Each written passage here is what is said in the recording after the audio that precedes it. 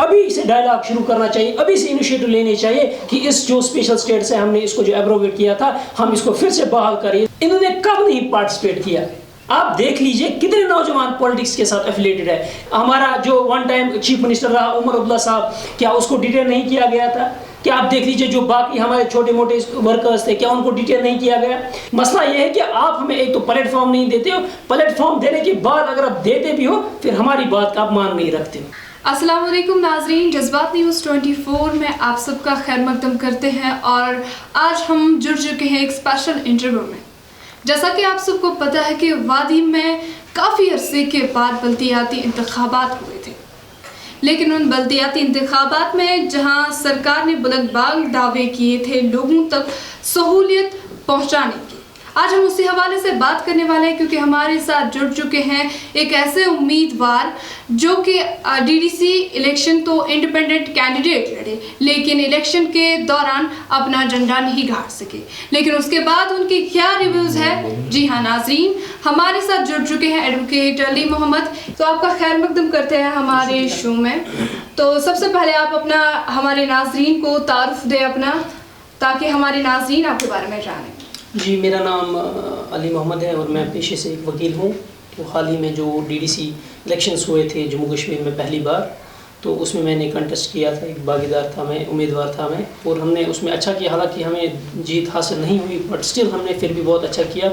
ہم لوگوں کے ایٹ لیسٹ ہم نے لوگوں کے دلوں میں جگہ کم سے کم بنا لی. میں آپ کا سنا ہے کہ آپ سوشل ورک بھی کرتے, تو آپ کے اس سوشل ورک کے بھی بارے میں تھوڑا جاننا چاہیں گے تاکہ ہمارے ناظرین آپ کو اور گہرائی سے جانیں. جی, جہاں تک سوشل ورک کا کام ہے, سوشل ورک پچھلے 2 سالوں سے میں کرتا آ رہا ہوں. جتنے سالوں سے میں پچھلے 2 سالوں سے میں اس پیشے میں, وکالت کے پیشے میں, اور سوشل ورک کا سلسلہ وہیں سے اسٹارٹ ہوا. اور یہ جو ہے اس چیز کو میں انڈیپینڈنٹ دیکھتا ہوں فرام دا پولیٹیکل کیریئر سے. اپنے یہ ایک الگ چیز ہے, اس کو میں اپنے پولیٹیکل کیریئر کے ساتھ یا پولیٹیکل ایکٹیویٹیز کے ساتھ نہیں جوڑتا ہوں. یہ جو ہے یہ میری سیپریٹ ایکٹیویٹیز ہے, یہ میرا ایک الگ سا میں نے اس کو پروفیشن سے بنایا ہے سوشل ایکٹیویٹیز کو. تو آپ سے جاننا چاہیں گے کہ پہلے تو الیکشنز کے دوران جو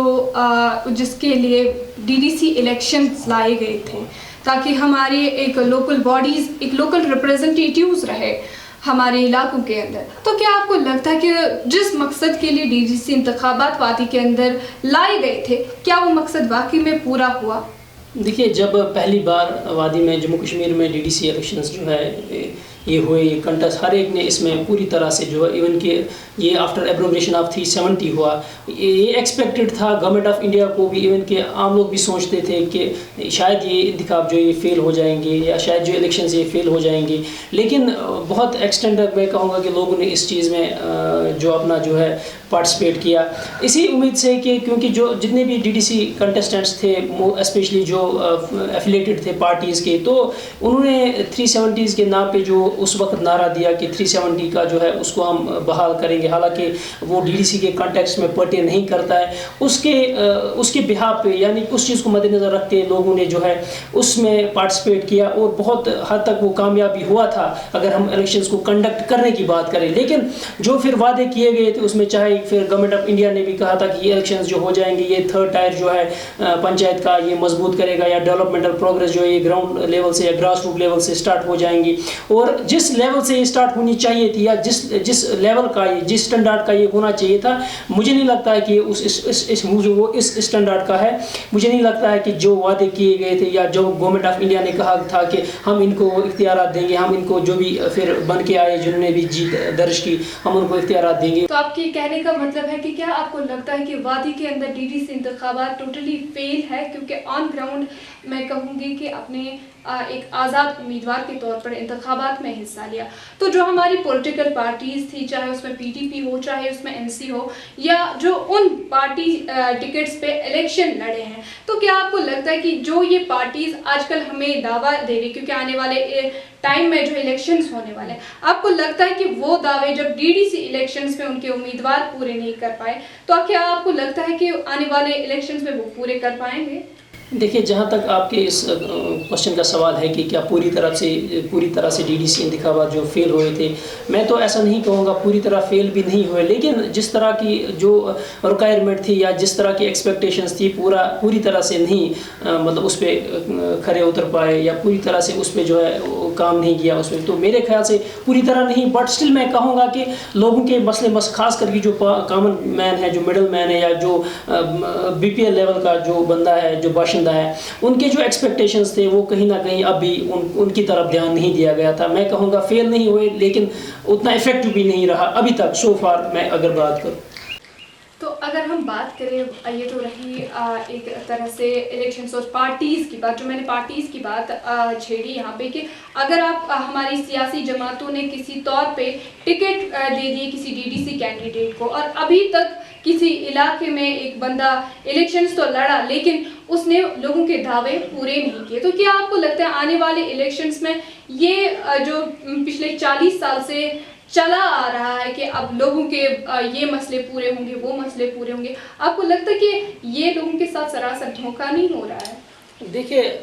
जो आपका सवाल है ये बिल्कुल दुरुस्त है, लेकिन जो भी DDC बन चुका है किसी भी कॉन्स्टिट्यूंसी में, कोई भी चाहे वो आज़ाद उम्मीदवार हो, चाहे किसी पार्टी से या टिकट से, ये जो पार्टी एफिलेटेड है या स्पॉन्सर्ड कोई कैंडिडेट था, उसने ये दर्ज की, फिर वो एडमिनिस्ट्रेशन में आया, या मैं कहूँगा सत्ता के साथ उसको कोऑर्डिनेट करने का मौका मिला। सबसे पहली बात ये हुई कि जो हमारा एडमिनिस्ट्रेशन है, जो हमारे एडमिनिस्ट्रेशन में ऑफिसर्स बैठे हैं, पहले DDCs ने मेरे हिसाब से, जहाँ तक मैंने ऑब्जर्व किया, जो भी DDC है कहीं भी मैंने देखा, पहले उनमें जो है एक उनने खुद में जो एक तालमेल किया, और एक मेरे ख्याल से एक पर्टिकुलर सेक्शन ऑफ सोसाइटी को जो है उससे फ़ायदा मिल रहा है। क्योंकि आप देख लीजिए, जो हमारी बड़ी बड़ी पार्टीज़ है जिनने टिकट्स दिए थे, DDC साहिबान जितने भी जिनने जीत के आए, जो पार्टी एफिलेटेड थे या पार्टी स्पॉन्सर थे, जो उनके बड़े बड़े वर्कर्स हैं गाँव में, या चाहे आप देख लीजिए किसी दूर चाहे जो भी कोई गाँव है, क्योंकि ये जो DDC है डिस्ट्रिक्ट डेवलपमेंट, ये रूरल एरियाज़ में हुआ, ना कि अर्बन एरियाज़ में। अर्बन एरियाज़ का अलग से सेपरेट हुआ था। जो अर्बन एरियाज़ की जो पॉलिटिकल पार्टीज़ ने अपने जो वर्कर्स थे, मेरे हिसाब से ज़्यादातर फ़ायदा उन्हीं को मिल रहा है एज़ कम्पेयर टू एक कॉमन बंदा, क्योंकि आज भी कॉमन बंदा जो है उसको आज भी तहसीलों के चक्कर खाने पड़ते हैं, उसको आज भी ऑफिस में बंदा अपना काम करने के लिए पैसे मांगता है। इवन कि जो एक कॉमन बंदा है वो आज भी पुलिस में उसका लोकस हो के भी, उसका काज ऑफ एक्शन हो के भी, इवन कि वो एक FIR लॉन्च नहीं कर पाता है अगेंस्ट एक्यूज्ड पर्सन, या अगेंस्ट जिसके अगेंस्ट वो एग्रीवेड है। मुझे लगता है कि कहीं ना कहीं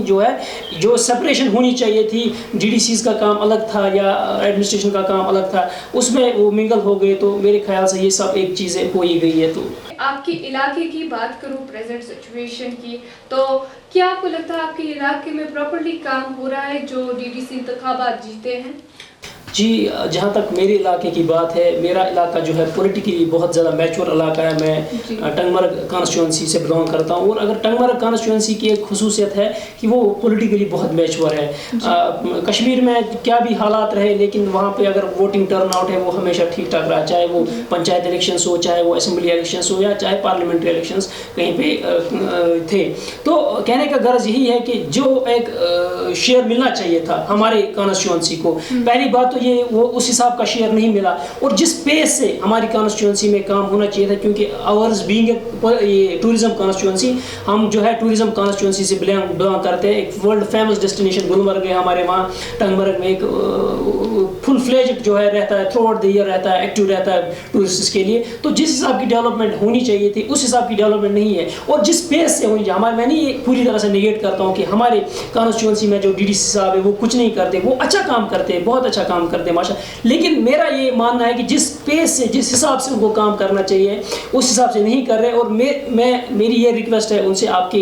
इस चैनल के थ्रू, आपके माध्यम से, कि वो अपनी पॉलिटिकल जो उनकी डेवलपमेंटल एक्टिविटीज़ है उनमें उनके अंदर थोड़ा तेज़ी लाए, थोड़ा क्या बहुत ज़्यादा तेज़ी लाए। आपसे जानना चाहूँगी कि वादी के अंदर 370 की मनसूखी के बाद जो यहाँ पे डेवलपमेंट लानी चाहिए भाजपा सरकार ने, आपको लगता है कि वादी के अंदर वो डेवलपमेंट है, वो जो वादे थे 2014 से किए जा रहे हैं, चाहे मैं एम्प्लॉयमेंट की बात करूं, चाहे सोशल डेवलपमेंट की बात करूं, या जो हमें जो प्लेटफॉर्म्स प्रोवाइड है यूथ को करने के लिए, क्या आपको लगता है कि किस हद तक वादी के अंदर डेवलपमेंट हो चुकी है? دیکھیے جب 370 جو ہے ایبروگیٹ ہوا 35 پہ، یا اسپیشل اسٹیٹس آپ مان لیجئے جو arrest while state of Jammu and Kashmir کو تھا، وہ جب ایبروگیٹ ہوا تھا تو دلی سے یہ آوازیں آئی تھی اور بلند آوازیں آئی تھی کہ اب دیکھ لیجئے ہم یہاں جموں کشمیر میں جو ہو، کیونکہ جب ہم کشمیر کی بات کرتے ہیں تو ہمیں جموں کو نہیں چھوڑنا چاہیے، کیونکہ جموں جو ہے وہ ایک اسینشیل ہے ٹو دا کشمیر، یہ ایک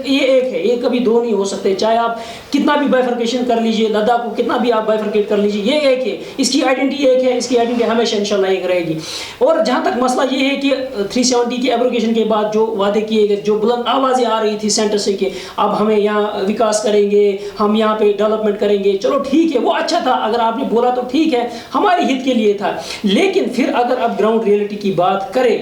ہمارے لیے صرف ڈیولپمنٹ اتنا ہی نہیں ہے کہ آپ نے روڈ بنا لیا، آپ نے بجلی دی، آپ نے ہمیں پانی دیا، یا آپ نے کوئی اسکالرشپ فراہم کی، لیکن ہمارے لیے یہ بھی ڈیولپمنٹ تھی، خاص کر ایز اے سوشل ورکر میں اتنا کہوں گا، کیونکہ میں ایک عام انسان کی حیثیت سے یہاں پہ ہوں، اور عام انسان کی حیثیت سے میں نے الیکشن بھی لڑا تھا ایز اے سوشل ورکر، ایک سوسائٹی کا ایک انگریڈینٹ، ایک اس سماج کا ایک باشندہ ہونے کی حیثیت سے میں یہ کہوں گا، جس حساب سے ہمارے جو دلی میں بیٹھے ہیں، دلی میں جو مودی صاحب کی سرکار ہے، جس حساب سے ان کو کشمیر میں ایکٹیویٹیز، یہ صرف پولیٹیکل ایکٹیویٹیز نہیں تھی ڈیولپمنٹ، بلکہ سوشل ایکٹیویٹیز، ایموشنل ایکٹیویٹیز، اب آپ کہیں گے سوشل اور ایموشنل میں کیا آتا ہے، آپ دیکھ لیجئے جب 370 ایبروگیٹ ہو گیا، آپ نے کتنی ڈیٹینشنز کی، پولیٹیکل ڈیٹینشنز کی، آپ نے کتنے نوجوانوں کو جیل بھیجا، آپ نے کتنے بچوں کو ڈیٹین کیا، چلو ٹھیک ہے، مان لیجئے 2 منٹ کے لیے ہم آپ کا یہ آرگومنٹ جو ہے، اس چیز کو جو ہے ہم مان لیتے ہیں، چلو ٹھیک ہے، آپ نے بولا these are anti social elements, these are threat to the state of یا UT of Jammu and Kashmir یا نیشنل انٹیگریٹی۔ میرا یہ ماننا ہے جب پی ڈی پی کی اور بی جے پی کی سرکار آئی تھی 2014 میں، تب بھی ایک اچھا فیصلہ لیا گیا تھا، جو پولیٹیکل ڈیٹینیز تھے یا جتنے بھی موسٹ آف دی اسٹون پیلٹرز تھے جو تھے، ان کو چھوڑا گیا تھا، اور ان کو چھوڑا گیا تھا with in the parameters of the constitution of India. میں آج یہی اپیل پھر سے کرتا ہوں، اگر آپ نے اس چیز پہ غور کیا ہوتا، آپ نے آرٹیکل 370 کو ایبروگیٹ کیا اور آپ نے اس کی ریپرکشنز بھی دیکھے، آپ ایکسپیکٹ کر رہے تھے ہمارا نوجوان آئے گا یہ پتھر مارے گا، ہمارا نوجوان آئے گا یہ کسی بنکر کو آگ لگائے گا، ہمارا نوجوان آئے گا یہ کسی پولیس والے کو راستے میں گلا اس کا پکڑے گا، اس کو مار ڈالے گا، لیکن آپ دیکھ لیجیے کتنی سینسیبل جو ریسپانسبلٹی ہمارے عام عوام نے دکھائی کی، آپ نے دیکھے اس 370 جو تھا وہ ایک قتل کے برابر تھا، میرا یہ ماننا ہے وہ قتل کیا گیا تھا جموں اینڈ کشمیر کے لوگوں کا۔ اس دن آپ دیکھ لیجئے ہم نے کتنی سینسیبلٹی دکھائی، ہم نے آپ کو بولا چلو ٹھیک ہے، اگر آپ بولتے ہیں کہ آپ جھنڈے گاڑو گے وکاس کے، چلو ٹھیک ہے، آپ کا آرگومنٹ ہی صحیح مان لیا، لیکن جب آپ نے پھر وہ قتل کیا، اس قتل کے بعد آپ کو ایٹ لیسٹ آنا تھا، جس چیز کو آپ نے قتل کیا، جس انسان کو آپ نے قتل کیا، یعنی کہ 370 کی بات میں کر رہا ہوں، جو یہ 370 جن سے بلانگ کرتا تھا، جس سے جن لوگوں کی اس سے آئیڈینٹی بنی ہوئی تھی، اگر آپ ان لوگوں کے بیچ میں آئے ہوتے، اگر آپ ان لوگوں کے مسئلے مسائل، خاص کر سوشل اور ایموشنل مسئلے مسائل، اگر آپ جن کو آپ نے ڈیٹین کیا ہوا تھا، اگر آپ گڈ گیسچر کے طور پہ اگر انہیں چھوڑتے، اسپیشلی جو فرسٹ ٹائم اوفینڈرز تھے، تو ہم بھی بولتے نہیں صاحب آپ نے ہمارے ہت کے لیے کام کیا تھا۔ لیکن مجھے پورا میں کہوں گا ایک افسوس کے ساتھ مجھے کہنا پڑتا ہے کہ ہمارے جتنے بھی بچے تھے، ہزاروں میں بچے، ہزاروں میں نوجوان ہیں، یا کہیں بہت بڑے بڑے پولیٹیشنس ہیں، ہمارے پولیٹیکل لیڈرز ہیں، جس میں ایک انجینئر رشید صاحب بھی ایک ہیں، ان کو جو ہے ڈیٹین کیا گیا تھا۔ تو میرا یہ ماننا تھا اگر آپ گڈ گیسچر کے طور پہ اگر آپ بات کرتے، ہمارے ان بچوں کو چھوڑتے، خصوصاً جو فرسٹ ٹائم اوفینڈرز تھے، تو میرے خیال سے جو ہے وہ بہت زیادہ اچھا ہوتا، کیونکہ آپ نے اس سے ہمارے ایموشنز کو ٹچ کرنا تھا۔ آپ نے تو سڑک بنا لی، لیکن دل میں ہمارے آپ نے جگہ ابھی تک نہیں بنا لی۔ جی، اب سے جہاں یہاں پہ بات چلی ہے 370 کی منسوخی کے بعد وادی کے ڈیولپمنٹ کی، لیکن ہماری جو یہاں کی لوکل پولیٹیکل پارٹیز ہے جو کہ بار بار ڈیمانڈ ہمیں کرتی ہے اسٹیٹ ہوڈ کا، کہ وادی کے اندر جو ہے اسٹیٹ ہوڈ واپس ریسٹور ہونا چاہیے، جبکہ یہ بات خالی الیکشنز دیکھ لیتی، کیونکہ ہمارے جو یہاں کے سیاسی پارٹیز ہے وہ ہمیشہ کہتے ہیں ہم آپ کے گھر تک پانی پہنچائیں گے، لیکن وہ پانی کا نعرہ جو ہے خالی الیکشنز تک محدود ہوتا ہے۔